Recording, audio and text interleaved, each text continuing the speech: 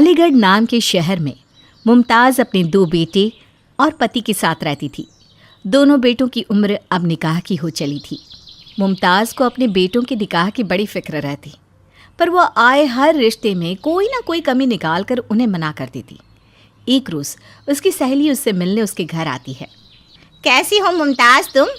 आजकल बाहर ही नहीं निकलती क्या तुम बिल्कुल भी? तेरा क्या है आबिदा, 3 बहुएं हैं तेरी, और मुझे आज भी रसोई में रोटियां बनानी पड़ती है। बहू आए तो ज़रा आराम हो। ये घुटनों के दर्द के कारण अब बाहर निकला भी नहीं जाता। फिर तो समझ कि तेरी फिक्र फरार होगी। तेरे बेटे के लिए ही रिश्ता लेकर आई हूँ मैं। मेरी नज़र में एक लड़की है, माशाल्लाह बेहद ही खूबसूरत और तहजीब की है। अरे तो तू बात चला ना, जल्द से जल्द अमन का निकाह हो। मैं भी तो फ्री होना चाहती हूँ इन झंझटों से। खुदा करे ऐसा ही हो। वैसे जैसी तेरी हरकतें हैं ना, रिश्ता होना मुझे तो मुश्किल ही लगता है। मुमताज़ आबिदा की बताई लड़की को देखने उसके घर जाती है। और बेटा, कितनी पढ़ी लिखी हो तुम? ग्रेजुएट हूँ आंटी। और आगे पढ़ने का कोई शौक़ हो तो अभी ही बता दो। वो तो आप लोग जैसा कहें, पढ़ने कहेंगे तो पढ़ लूँगी, वरना नहीं। ये अच्छी बात है, पहले ही पूछ लिया। वो क्या है ना, वरना निकाह के बाद लड़कियों के अलग ही शौक़ सुनने को मिलने लगे हैं। आबिदा मुमताज़ को किनारे ले जाकर कहती है, तू हर रिश्ते में इतनी आनाकानी करेगी तो अमन का निकाह कैसे हो पाएगा? ये रिश्ता अगर हाथ से गया ना, फिर तो तौबा तौबा। मैं तो कभी तुझे दूसरा रिश्ता बताने नहीं आऊँगी। अरे तो क्या किसी भी लड़की को अमन की जोरू बना कर ले आऊँ? एक से एक रिश्ते बैठे हैं, हम छोटे मोटे लोग नहीं हैं। फिर तो तू ही देख ले। मुमताज़ वापस लड़की वालों के बीच जाकर बैठ जाती है। अब मुझे ये रिश्ता मंजूर है। तभी मुमताज़ की नज़र कमरे से आ रही परछाई पर पड़ती है। अंदर कमरे में कोई है क्या? जी हाँ, वो मेरी छोटी बेटी है। क्या आपकी एक और बेटी भी है? बुलाइए उसे। वो क्या है ना, मेरे 2 बेटे हैं। लड़की पसंद आ गई तो दोनों बेटों का निकाह साथ ही कर दूंगी। जोया कमरे से बाहर आती है। मुमताज़ को जोया पसंद आ जाती है। अमन और आदिल दोनों भाइयों का निकाह एक ही घर की 2 बहनों जोया और सबा से हो जाता है। सबा बहुत ही घरेलू किस्म की लड़की थी, जो ससुराल वालों के कहे पर चलने वालों में से थी, पर जोया ज़रा अलग थी। मैं सभी के लिए खाना बना देती हूँ जोया, तू घर का बाकी काम कर ले। पर अप्पी, मुझे कुछ टेस्टी बनाने का दिल कर रहा है। तू अब बच्ची नहीं रही जोया, तेरा अब एक शौहर है, ससुराल है। अपनी आदतों को बदल। मैं रसोई देख लूँगी, तू कपड़े धो ले और साफ़ सफाई कर ले। जोया यूट्यूब पर कूलिंग की वीडियो लगा के फ़ोन को दीवार के सहारे स्टैंड कर काम करने लगती है। तो ये सब सीख कर आई है अपने मायके से तू? तेरे अम्मी अब्बू ने यही सिखाया है तुझे? मुमताज़ की आवाज़ सुनकर सभी वहाँ आ जाते हैं। क्या हुआ अम्मी, अब ठीक तो है? हरकतें देखो इस जोया की। यह मसला तुम्हारी बीवी का है। तुम देख लो आदिल, मैं रेस्टोरेंट के लिए निकलता हूँ। वैसे भी आजकल काम मंदा चल रहा है। क्या हुआ अम्मी, क्या किया जोया ने? खाने की वीडियो देखती हुई काम कर रही है। क्या तमीज़ है बताओ तो? इतनी सी बात, या खुदा, मैं तो घबराई गया था अम्मी। तुम भी ना, घर का मसला है, तुम संभालो, मैं चलता हूँ रेस्टोरेंट। भले ही आदिल ने मेरी बात को नज़रअंदाज किया हो, पर मैं नहीं करूँगी जोया। अब से ऐसा नहीं होगा अम्मी, जोया ध्यान रखेगी। जोया को कुकिंग का बड़ा शौक़ था। वो खुद का रेस्टोरेंट खोलना चाहती थी और ख़ुद के पैसों से लोगों की मदद करना चाहती है। इसी तरह कुछ दिन बीत जाते हैं। खाने के टेबल पर घर पर 2 बहुएं हैं, पर खाने का एक ही स्वाद कैसे? जोया कभी खाना क्यों नहीं बनाती? वो मैंने ही उसे मना किया है अम्मी, वो खाना जला देती है, आप खा नहीं पाएंगी। तो सिखाओ उसे, कल से वो भी एक वक्त का खाना बनाएगी। अब क्या होगा, जोया किचन में जाते ही अपने सपने की ओर झुकने लगेगी। अब क्या करूं, अम्मी को कैसे बताऊं? पर अब जोया को किचन में भेजने के अलावा कोई रास्ता भी तो नहीं है। जोया बड़ी खुश हो जाती है और अगली सुबह सबसे पहले उठकर सभी के लिए नाश्ता तैयार करती है। सभी टेबल पर बैठकर खाना शुरू करते हैं। वाह जोया, खाना तो बड़ा लजीज है। खाना अच्छा बना लेती हो तुम। पता नहीं सबा तुम क्यों जोया के खाने की बुराई कर रही थी। सभी खाना खाते हैं पर आदिल और अमन सिर झुकाए बैठे रहते हैं मानो कुछ सोच रहे हो। अरे आदिल और अमन, तुम दोनों कुछ खा क्यों नहीं रहे हो? क्या बात हो गई बेटा? क्या खाओ अम्मी? हमारे रेस्टोरेंट का जो शेफ़ था वो हमें धोखा देकर हमारे कंपटीटर के पास चला गया है। दूसरा अच्छा शेफ़ मिल भी नहीं रहा। बहुत मुसीबत हो गई है। कोई बुरा न माने तो क्या मैं शेफ़ का काम संभाल सकती हूँ? अगर काम पसंद ना आए तो आप लोग मुझे निकाल सकते हैं। ये क्या कह रही हो तुम जोया? बोलने के पहले सोचा तो करो। खाने की तारीफ क्या कर दी? तुम तो शेफ बनने चली।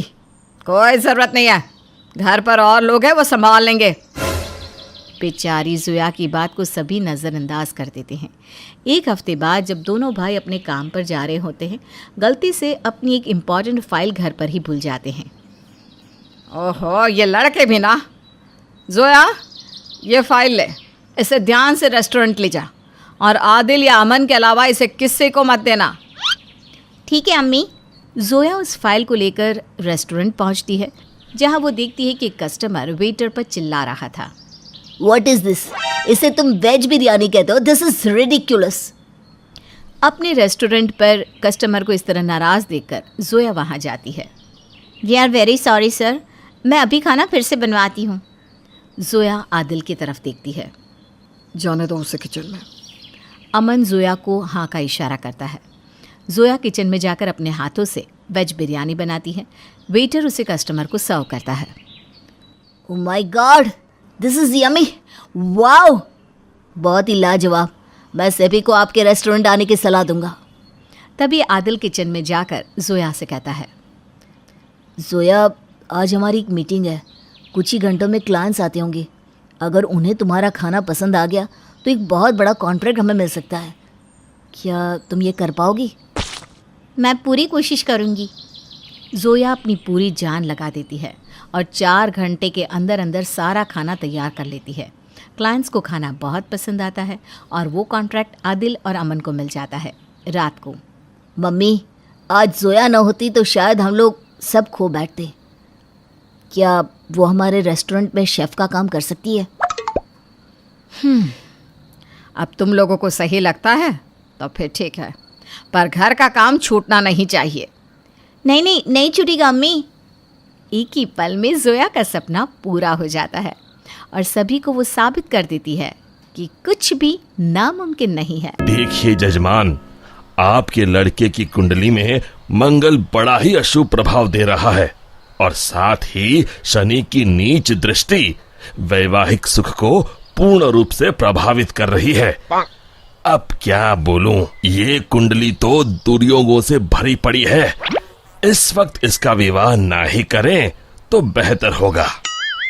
तभी राजू के पिताजी कहते हैं, ऐसा ना कहिए पंडित जी, बड़ी मुश्किल से रिश्ता आया है, वरना इस नालायक को कौन अपनी लड़की देने वाला है।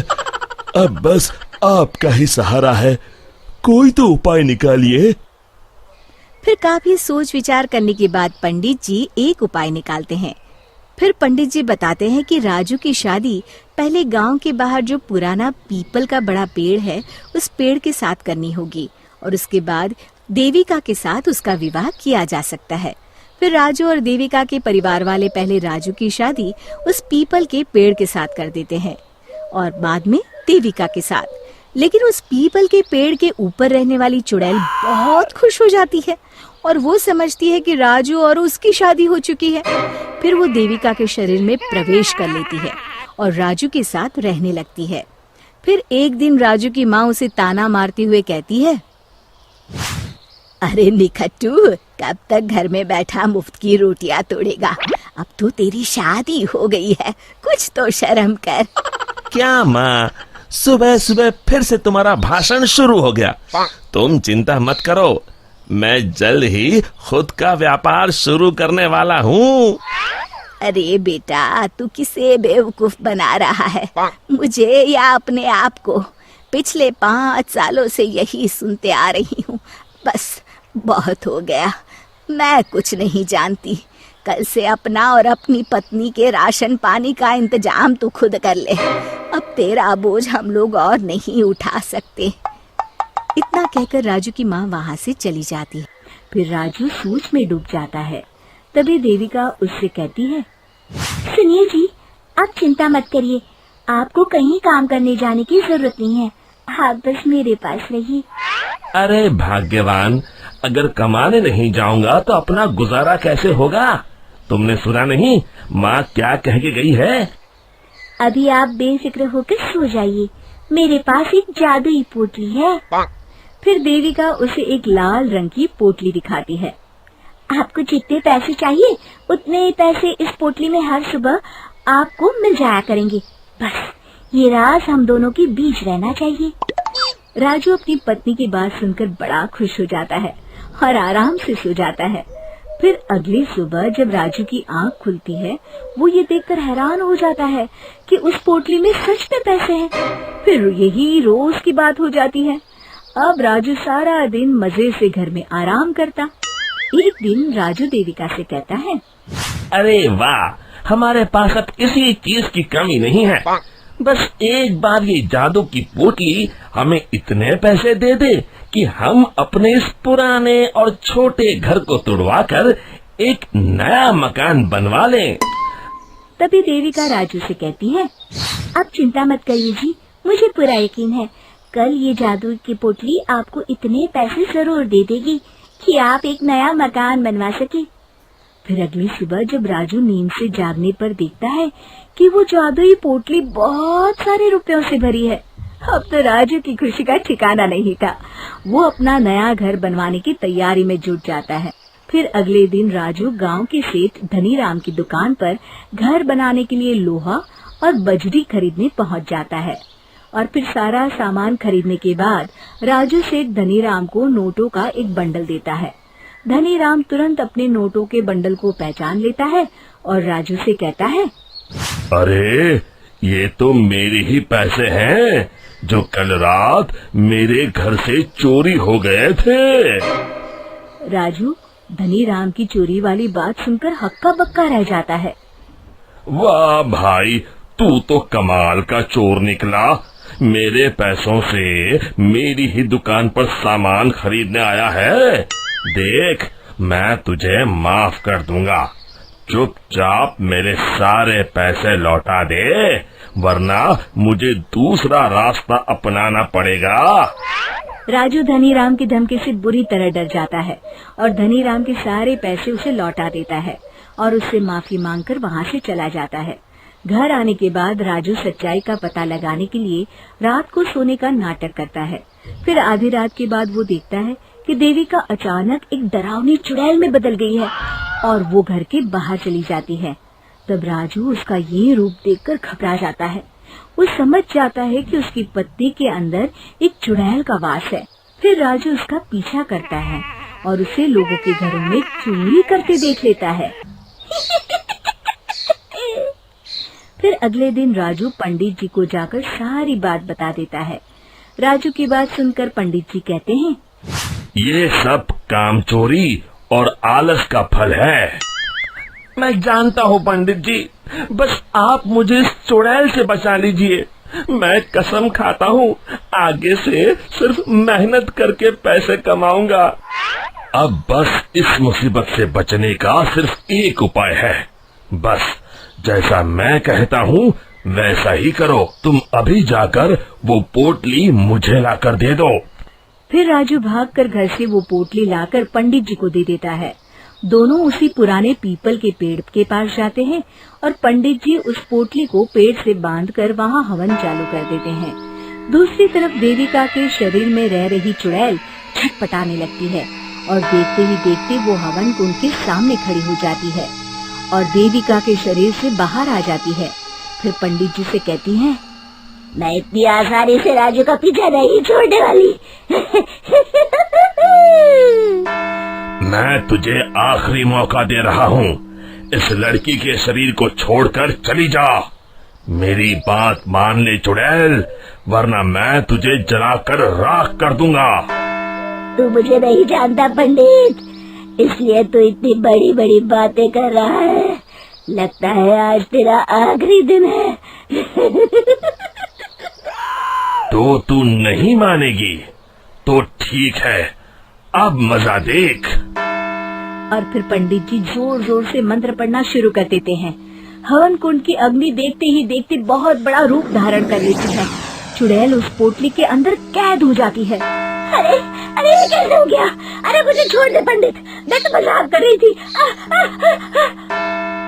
फिर पंडित जी उस पोटली को उठाकर हवन कुंड में डाल देते हैं। मर गई रे!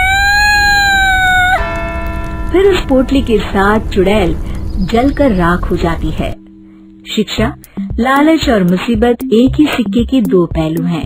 इससे दूर ही रहने में हमारी भलाई है। ममता के दो बेटे थे, राजेश और प्रेम।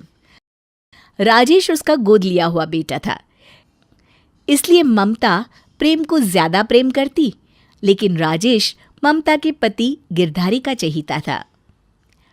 अब तो प्रेम की शादी भी हो गई है। मेरी मां अब राजेश और प्रेम के बीच में बंटवारा कर दी। हाँ, लेकिन अभी बहुत जल्दबाजी हो जाएगी ना। अरे हमारे समाज का यही तो नियम है, और कुछ फैसले ना मौका देखकर करने पड़ते हैं। जरा सोच, प्रेम तेरा असली बेटा है और राजेश तो तेरा गोद लिया हुआ है। अगर आगे चलकर उन दोनों ने अपने हिसाब से बंटवारा किया तो राजेश आधे हिस्से का मालिक बन जाएगा। हाँ, ये बात तो है, लेकिन मैं कर भी क्या सकती हूँ? कभी कभी तो सोचती हूँ अगर मैं नहीं होती तो पता नहीं तेरा क्या होता। बस अब तू ना बिल्कुल वैसा ही कर जैसा मैं तुझे बताती हूँ।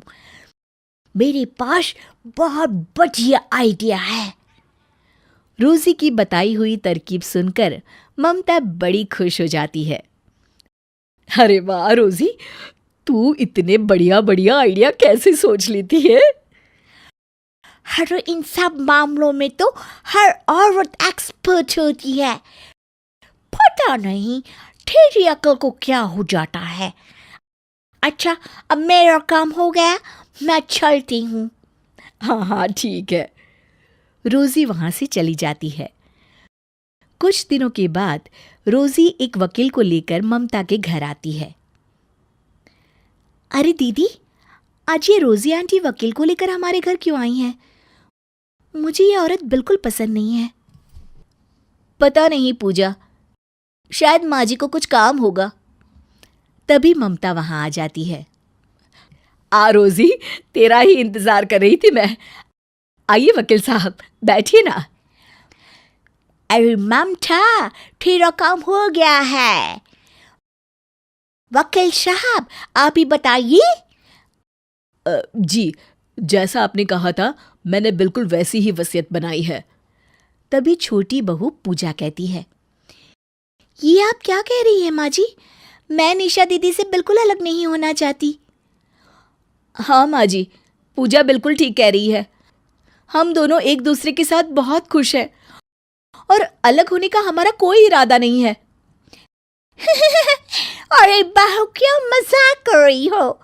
ये सब भूलने की बातें हैं। तू मुझे एक घर दिखा जहां दो बहुएं साथ मिलकर रहती हैं। अरे ये आजकल की लड़कियों को क्या पता। और वैसे भी तुम दोनों कान खोलकर सुन लो, ये जायदाद मेरी है, इसलिए फैसला भी मेरा होगा। तभी वहां राजेश आ जाता है और ममता से कहता है, माँ, आपको ये सब करने की कोई जरूरत नहीं है। आप सारी जायदाद प्रेम के नाम कर दीजिए। मैं पूजा को लेकर इस घर से चला जाऊंगा। मैं नहीं चाहता कि हमारे घर में कभी बंटवारा हो और लोग हमारे घर के बारे में तरह तरह की बातें करें। इतना कहकर राजेश अपने कमरे में चला जाता है। अगले दिन राजेश अपनी पत्नी निशा को लेकर घर छोड़कर चला जाता है। शाम को जब प्रेम को सारी बात पता चलती है तो वो अपनी माँ से नाराज होकर अपनी पत्नी पूजा को लेकर राजेश के साथ रहने के लिए चला जाता है। अब ममता पूरी तरह अकेली रह जाती है। इस तरह कुछ दिन बीत जाते हैं।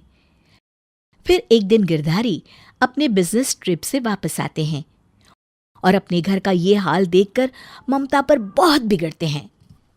अरे भाग्यवान, ये तुमने क्या कर दिया? अपने बसे बसाए सुखी संसार में अपने हाथों से ही आग लगा दी। अपने जिस बेटे राजेश से तुम इतनी नफरत करती हो, शायद तुम भूल गई हो कि हमारा तो पूरा व्यापार चौपट हो गया था।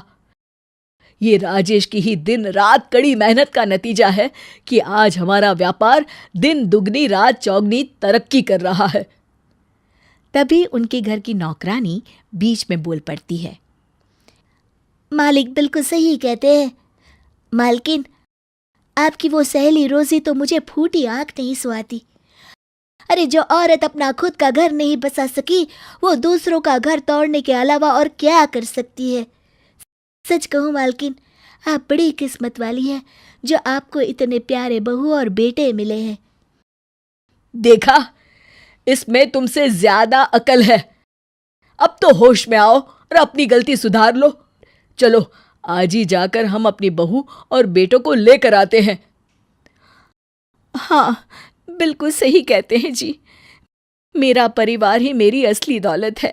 मैं उनके बिना क्या करूंगी। चलिए चलते हैं और उन्हें लेकर आते हैं।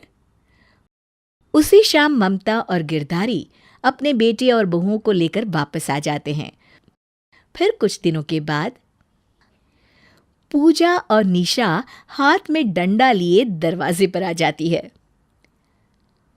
पूजा, तू पहले इस चुड़ैल का सर फोड़ेगी कि मैं फोड़ूं?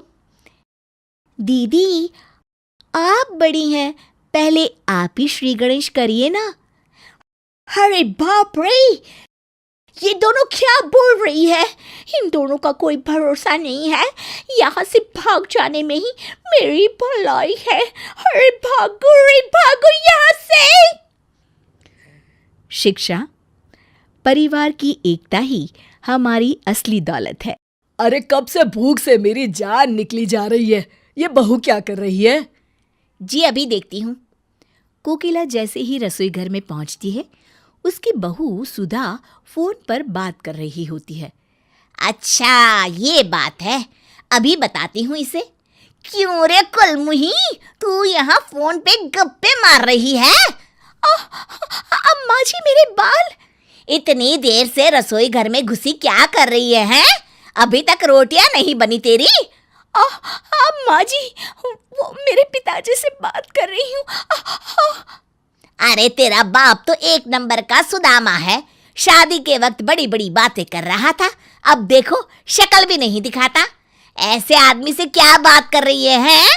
मैं कहती हूँ रख फोन और जल्दी से खाना बनाकर हॉल में ले आ, वरना तू तो मुझे अच्छी तरह जानती है ना? जी माँ जी, अभी लेकर आती हूँ। हाँ जल्दी आ। गुस्से में बड़बड़ाती हुई कोकिला वहां से चली जाती है। कोकिला छोटी छोटी बातों को लेकर अपनी बहू सुधा को अक्सर मारा पीटा करती थी। अपनी पत्नी की इस हालत से अनजान सुधा का पति सूरज एक दिन ऑफिस के काम से दूसरे शहर जाने की तैयारी कर रहा होता है कि तभी, इसे भी रख लीजिए जी। अरे इस डब्बे में क्या है भाई? बड़ी अच्छी खुशबू आ रही है। रास्ते में खाने के लिए मैंने आपकी पसंद के आलू के पराठे बनाए हैं। ठीक है, इसे बैग में रख दो। अच्छा सुनो, अब मैं निकलता हूँ, तुम अपना ख्याल रखना। हाँ जी। सूरज वहां से चला जाता है। इस तरह सुधा के पति के दूसरे शहर जाते ही उसके सास ससुर के अत्याचार और बढ़ जाते हैं। तंग आकर सुधा घर छोड़ने का मन मना लेती है और जब सुधा अपनी सास के साथ बाजार से सब्जी खरीद रही होती है, तभी सुधा मौका देखकर अपने मायके जाने वाली बस में चढ़ जाती है। अरे ये नालायक कहाँ चली गई? कोकिला बहू को बाजार में ढूंढने लगती है। तभी उसकी नजर रीटा पर पड़ती है, जो एक चोरनी होती है और उसकी शक्ल हूबहू सुधा से मिलती है। अरे करम जली, तू यहाँ क्या कर रही है? कब से ढूंढ रही हूँ तुझे। भगवान तेरी जैसी बहू किसी को ना दे। पूरा बाजार घूम घूम के मेरी हालत खराब हो गई। और ये अचानक तूने ये अजीबोगरीब कपड़े कहाँ से पहन लिए? अब सीधी तरह घर चल, बहुत देर हो गई है। अरे ये बेवकूफ़ मुझे अपनी बहू समझ रही है। अच्छा है, बुढ़िया पैसे वाली दिखाई देती है। इसके घर तो चोरी करने में मज़ा आ जाएगा। रीटा कोकिला के साथ उसके घर चली जाती है। अगली सुबह, अरे ओ मेरी निकम्मी बहू, सुबह के 10 बज चुके हैं और तू अभी तक अपने कमरे में आराम फरमा रही है। लगता है जब तक 2-4 तुझे पड़ती नहीं ना, तेरी अकल ठिकाने नहीं आती। चलो उठ अब जल्दी और मेरे लिए नाश्ता बना कर लिया। अच्छा तो ये बात है। इसका मतलब है कि इसकी बहू इससे तंग आकर घर छोड़कर चली गई है। ये तो एक नंबर की चांडाल सास है। इसे तो सबक सिखाना पड़ेगा। अरे तू पागल हो गई है क्या बुढ़िया, जो मुझे नाश्ता बनाने के लिए बोल रही है? नाश्ता तो आज तू बनाएगी और मैं खाऊंगी। हाँ देखो किस तरह जबान चल रही है इसकी, हैं? अरे सासू माँ, सिर्फ जबान ही नहीं बल्कि हाथ पैर भी बहुत अच्छी तरह चला लेती हूँ। तुमने सुना कोकिला, आज तो ये कुछ ज्यादा ही बोल रही है। आप हटिए जी, देखती हूँ मैं इसे। अरे रुक जा कलमुही, अभी मजा चखाती हूँ मैं तुझे। कोकिला एक छड़ी लेकर रीटा को मारने के लिए आगे बढ़ती है। रीटा कोकिला के हाथ से छड़ी छीन लेती है। अरे ओ बुढ़िया, आज मैं तुझे ऐसा सबक सिखाऊंगी कि तुझे तेरी नानी याद आ जाएगी। ये ले। अरे मर गई रे। अभी तो शुरुआत है। ये ले और ले। अरे मर गई। हाँ हाँ, और जोर से चिल्ला। ओए माँ, मर गई रे। अरे आप खड़े खड़े क्या देख रहे हैं, मुझे बचाइए। अरे ये क्या बचाएगा तुझे, मैं इसकी भी अच्छी मरम्मत करूंगी। ये ले खुसड़ बुड्ढे। मर गया रे। क्यों, मजा आ रहा है ना? अब पता चला कि दर्द क्या होता है। आज से तुम दोनों घर के सारे काम करोगे, समझे? अरे तू जैसा कहेगी हम वैसा करेंगे। बस बस और मत मार। हाँ बहू, हम दोनों मिलकर घर का सारा काम कर दिया करेंगे। हम तुझे कभी कुछ करने के लिए नहीं कहेंगे, बस हमें छोड़ दे। ठीक है, आज के लिए इतना काफ़ी है। अब मैं अपने कमरे में आराम करने जा रही हूँ। 15 मिनट के अंदर चाय नाश्ता मेरे कमरे में आ जाना चाहिए। अरे बहू, अभी लेकर आती हूँ। रीटा कमरे में चली जाती है। अगले दिन से उस घर की दिनचर्या पूरी तरह से बदल जाती है। रीटा सुधा के सास ससुर से घर के सारे काम करवाती और खुद मज़े से आराम करती। अरे बुढ़ापे में मुझे क्या क्या करना पड़ रहा है। कोकिला, अगर हम बहू को इतना नहीं सताते तो आज हमें ये दिन नहीं देखना पड़ता। आप बिल्कुल सही कहते हैं जी। तभी वहाँ रीटा आ जाती है। सुधा के सास ससुर रीटा के पैर पकड़ लेते हैं। अरे बहू, हमें माफ कर दे, हमें हमारी गलती का एहसास हो गया है। भगवान के लिए अब हम पर अत्याचार मत कर। हाँ हाँ बहू, हमें माफ कर दे, तू तो हमारी बेटी समान है। अरे अगर माफ़ी मांगनी है तो अपनी बहू से जाकर मांगो, जो तुम दोनों के अत्याचार से तंग आकर अपने मायके चली गई है। मैं तो उसकी हमशक्ल रीटा हूँ। क्या तू सुधा नहीं बल्कि उसकी हमशक्ल है? हाँ, मैं उसकी हमशक्ल हूँ। मैं समझ गई, शायद हम दोनों को सुधारने का यही सही तरीका था। हम आज ही जाकर अपनी बहू को ले आएंगे। चलो जी, चलते हैं। हाँ हाँ, चलो भाग्यवान। इस तरह सुधा के सास ससुर सुधर जाते हैं। शिक्षा जैसे को तैसा कभी ना कभी मिल ही जाता है। सुमेधा एक बहुत अच्छी लड़की थी। वो अपनी दादी के साथ रहती थी। कुछ दिनों से पता नहीं क्यों वो कुछ परेशान सी रहती। पढ़ाई में भी उसका मन कम लगता, जिससे नंबर भी कम आने लगे। सुमेधा के साथ उसकी दादी भी बहुत परेशान थी। वो उसे अक्सर समझाती ही रहती। सुमी बेटिया, मैं तो तुझे समझा समझा कर हार गई। लगता है किसी ज्योतिषी को दिखाना पड़ेगा या तंत्र मंत्र करवाना पड़ेगा। सुमेधा को याद आया कि नए किराएदार अजित अंकल के सामान में उसने कुछ ज्योतिष और तंत्र मंत्र की किताबें देखी थी। वो खेलने के बहाने अजित के कमरे की ओर चल पड़ी। दादी, मैं खेलने जा रही हूँ। हाँ, लेकिन जल्दी आना, समझी? सुमेधा अपने आप से बोली। जब अंकल सामान जमा रहे थे तब तो वो किताबें बाहर पड़ी थी। अब कहीं अंदर रख ली हो तो कैसे मिलेंगी? अगर किसी तरह मिल जाए तो काम बन जाए। सोचते सोचते छत पर पहुंचती है तो देखती है कि दरवाजा बंद है। अंकल, दरवाजा खोलिए। अरे कौन है? ओह, तो तुम हो। बोलो, क्या काम है? अंकल, आपके पास ज्योतिष और तंत्र मंत्र की किताबें हैं ना? तो मतलब मैं समझा नहीं, क्या कहना चाहती हो? यही कि आपको विश्वास है इन सब पर? क्या सच में ऐसा कुछ होता है? बिल्कुल होता है छोटी बच्ची। अंकल, छोटी बच्ची नहीं, मेरा नाम सुमेधा है। अरे वाह, सुमेधा। सुमेधा का मतलब मालूम है तुम्हें? हाँ, सुमेधा मतलब बुद्धिमान। हाँ, बिल्कुल सही। अंकल, वो बोलो बोलो, शर्माओ मत। कुछ चाहिए तुम्हें? जी अंकल, वो ज्योतिष वाली किताब चाहिए थी मुझे। ज्योतिष वाली? वो क्यों भला? ऐसे ही। बताओ तो गुड़िया रानी। कुछ नहीं अंकल, यदि नहीं देना तो कोई बात नहीं। अजित ने उसके सर पर हाथ फेरते हुए कहा। ऐसा नहीं है छोटी बच्ची, मैं किताब तो तुम्हें दे सकता हूँ, पर इसकी भाषा और संकेत तुम नहीं समझ पाओगी। अच्छा, कोई बात नहीं अंकल। इसलिए अच्छा होगा तुम मुझे समस्या बताओ, मैं तुम्हें निवारण बता दूंगा। बोलो बोलो, क्या कहना चाहती हो? अंकल, बहुत पढ़ती हूँ पर तब भी मेरे मार्क्स अच्छे नहीं आते, कहकर सुमेधा उदास हो जाती है। तो ये बात है।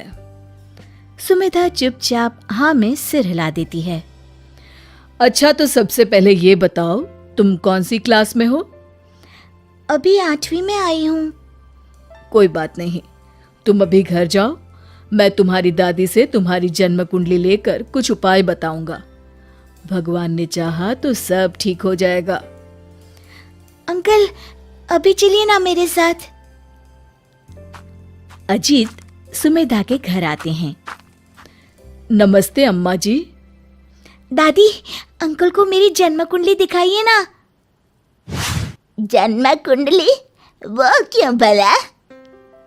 और प्रश्नवाचक दृष्टि से अजीत को देखने लगती हैं। दादी, अंकल ज्योतिष के बारे में जानते हैं और तंत्र मंत्र के बारे में भी। अच्छा, पर तुम्हारी कुंडली तो तुम्हारे दादाजी के पास है, गांव में। कोई बात नहीं अम्मा जी, आप इसका जन्मदिन बता दीजिए और टाइम भी, मैं उसी के हिसाब से कुछ उपाय बता दूंगा। अच्छा बेटा, सुमेधा का जन्म 2 अक्टूबर 2006 को शाम 6 बजे हुआ था। आज शुक्रवार है, चलिए मैं मंगलवार को ही कुछ उपाय और नियम बताता हूँ। अच्छा बेटा, अब इजाजत दीजिए। अरे पहली बार आए हो, चाय तो पी कर ही जाना होगा। फिर किसी दिन अम्मा जी, नमस्ते। नमस्ते बेटा। मंगलवार के दिन सुमी सुबह ही अजीत के कमरे पर पहुंच जाती है। अंकल, आपने कुछ देखा मेरे बारे में? हाँ छोटी बच्ची, ये लो, तुम्हें इस साल पूरे समय इन नियमों का पालन करना है। अजीत के हाथ से नियम वाला कागज लेकर सुमेधा जोर जोर से पढ़ने लगी। रोज सुबह सूरज निकलने से पहले उठना और हर हाल में 9 बजे सो जाना है। अपना कमरा खुद व्यवस्थित करना है, ना कि दादी या किसी और से करवाना है। सुबह नहाकर 5 मिनट गणेश जी की पूजा करना है और उन पर ताज़ी धूप चढ़ाना है। होमवर्क स्कूल से लौटने के 2 घंटे के अंदर ही पूरा करना है। दिन में कम से कम एक बार किसी ज़रूरतमंद की मदद करना है। अब बताओ, क्या तुम ये रूल्स फॉलो कर पाओगी? हाँ हाँ, क्यों नहीं अंकल, लेकिन सब ठीक तो हो जाएगा ना? बिल्कुल हो जाएगा। Thank you uncle, bye. अरे अभी रुको, ये ताबीज भी ले जाओ। इसे काले धागे में डालकर गले में पहन लेना। ये भाग्य की चाबी है, लेकिन ये तभी काम करेगी जब तुम कोई भी नियम ना तोड़ो। हाँ अंकल, जरूर।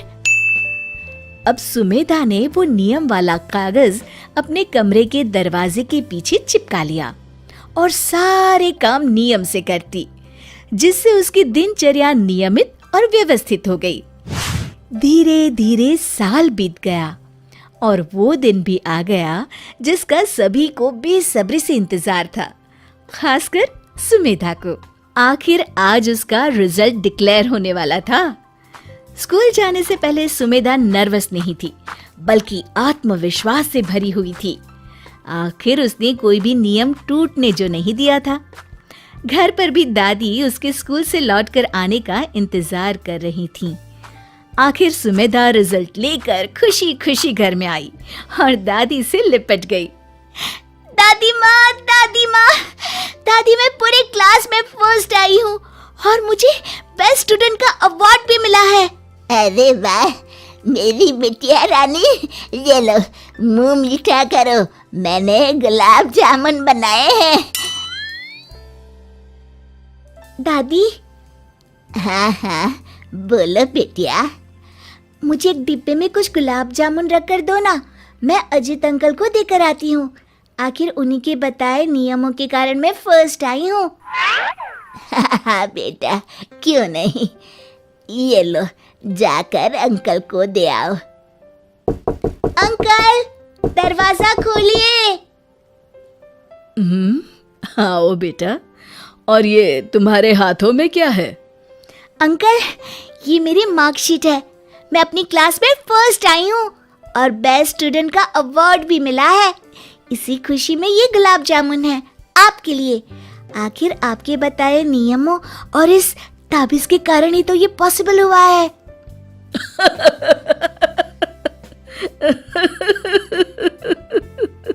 हंसते हुए अजीत ने गुलाब जामुन मुंह में रखा। क्या हुआ अंकल, आप हंस क्यों रहे हैं? आओ बेटा, आज तुम्हें एक राज की बात बताता हूँ। राज की बात? वो क्या अंकल? देखो, ये जो तुम्हारे अच्छे मार्क्स और बेस्ट स्टूडेंट का अवार्ड है ना, तुम्हारी नियमित दिनचर्या और मेहनत के कारण ही पॉसिबल हुआ है। वो कैसे अंकल? आंखों की पुतलियां फैलाते हुए सुमेधा ने पूछा। वो ऐसे, मुझे ज्योतिष और तंत्र मंत्र की जानकारी उतनी ही है जितनी कि तुमको है। फिर वो नियम और ये ताबीज और किताबें?